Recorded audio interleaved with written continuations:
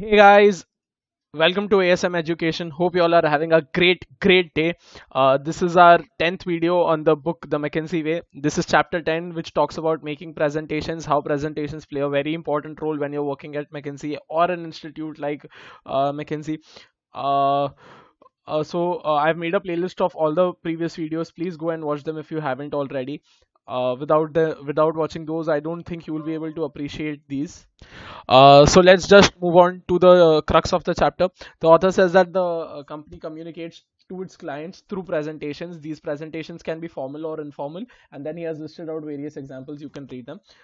Then the author says, be structured. He says that you should take the audience down the path of your logic in clear and easy to follow steps. There should be no vagueness. Why does he say that? Because he says he thinks that the presentation reflects the thought process of the person who has put it together. If the presentation is sloppy or muddled, the audience will assume that even the thought process is sloppy and muddled, and that is why he will not have a lot of faith in the entire presentation and the thought process. So the author says that whatever structure you apply to your thought process, apply it to your presentation also.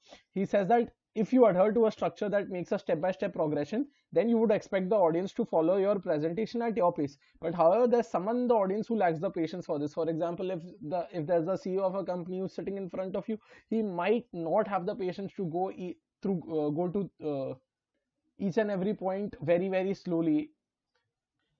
Then the author talks about diminishing marginal returns to effort. He says that resist the temptation to tweak your presentation right up to the last minute. We want perfection. He says that don't let the best be the enemy of the good. So what happens is we want to make the best presentation, and in the quest for making it the best, it ends up not being good also. So then he explains that McKinseyites are bound together by a set of common experiences, training programs, interviews, all-nighters, and more. And he says that one of the most common and unnecessary things that every associate has to go through is uh, being in the copy room at 4 a.m. one day before the big meeting. And he says this is because people think that many business people and organizations will accept nothing less than perfection. But he says that this is true in many cases and it is laudable in many cases. But at some point, usually well before the actual presentation, nitpicking changes adds no value. There is no value of making small changes. Learn to recognize that point and draw the line on changes well in advance of the meeting.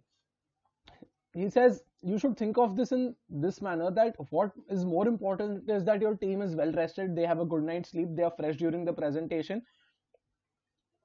He says that any document of any length will have a few typos no matter how hard you search and despite all the softwares, and sometimes he says that the errors are due to softwares also. He says it is far better that you come for the presentation well rested, not harried and bridaggled. He says drawing this line on changes requires discipline. You should tell your team that you should get all the printouts ready at least 24 hours before the big moment. So you should spend these 24 hours in rehearsing the presentation, discussing possible questions that may arise, or just taking a relaxed day at the office if you can.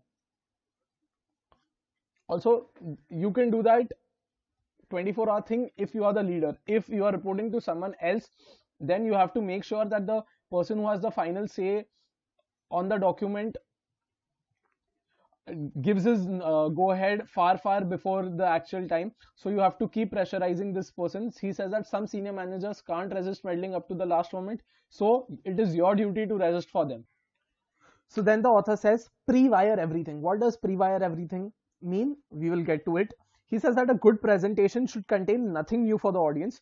Walk all the players at the client through your findings before you gather them into one room. So he says that uh, before you get all the clients, all the important people of the client in the meeting room, you have to first discuss everything with them in privately so that there are less surprises for them on the final day. So he says that imagine that it's the start of your final presentation. You've kept everything confidential to avoid leaks. You are meeting with the top executives of your company who are eager to hear your recommendation, who includes your boss, his boss, the CEO, department heads of the various verticals of the client. And you begin to speak and you say that the investment in widget production should be increased by 75% over the next 2 years, and this will increase the sales. And as you start going through your presentation, a murmur is heard. The head of the gadgets division is very happy because he feels that the future of the company lies over there. But the CFO says that we cannot arrange such level of funds, and because of this, there is confusion. So to avoid this disaster, McKinsey consultants engage in pre-wiring. They take all the relevant players in the client organization through their findings in private. That way, there are few surprises on the big day. So then the author says that when pre-wiring, the cardinal and the most important rule of being a successful consultant or a troubleshooter is not only that you have to come up with the right answer, but also you have to sell that answer to the client. Okay, and selling that answer to the client sometimes is difficult. Sometimes this just requires salesmanship. Sometimes it requires compromise. So then he gives an example of, say, you walk into the office of the head of the gadgets division and tell him that widgets are better for the company's future, and that is why we will increase investment in widgets at the expense of gadgets.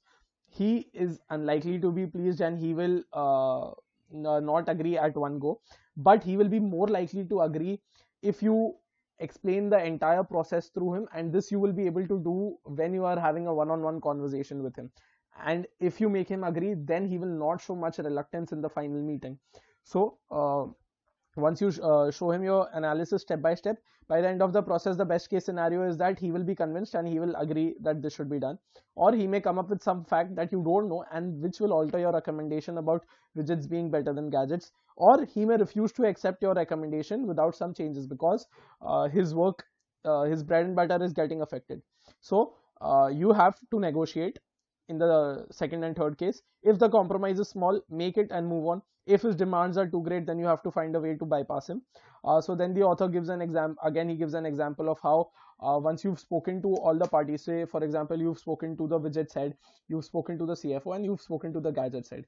If the widget head and the CFO agree, but the gadget head doesn't agree, so you go to the meeting and you recommend that the 75% investment should be made in widgets in the next 2 years, and the gadget officer says no, this is absolute bullshit.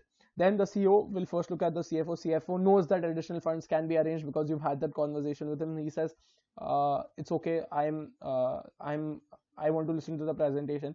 Then the CEO looks at the widget head. He also knows that widgets are good for the company, so he'll also give a good go ahead to the CEO. Then the CEO will tell the gadgets head, let's just listen to the presentation.